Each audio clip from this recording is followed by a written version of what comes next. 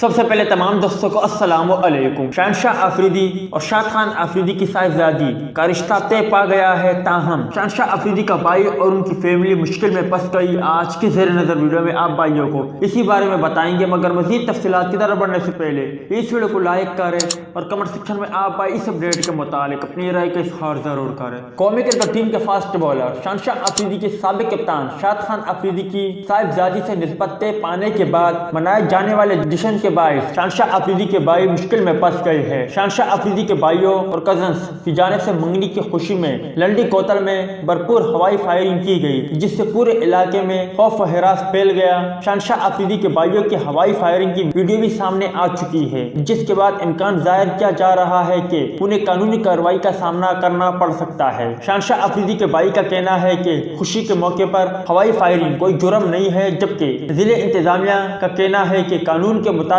कार्रवाई हो सकती है। दूसरी जानिब वेबसाइट ट्राइबल न्यूज नेटवर्क के मुताबिक शहंशाह अफरीदी के भाइयों या कजिन्स के खिलाफ ताहाल कोई एक्शन नहीं लिया गया। ज़ेर नजर मुख्तसर आप भाई जश्न का समात देख सकते हो। उम्मीद है दोस्तों कि आज की मुख्तसर वीडियो भी आप भाइयों को पसंद आई होगी। मिलते हैं किसी नेक्स्ट वीडियो में, तब तक के लिए इजाजत दीजिए। अल्लाह हाफिज।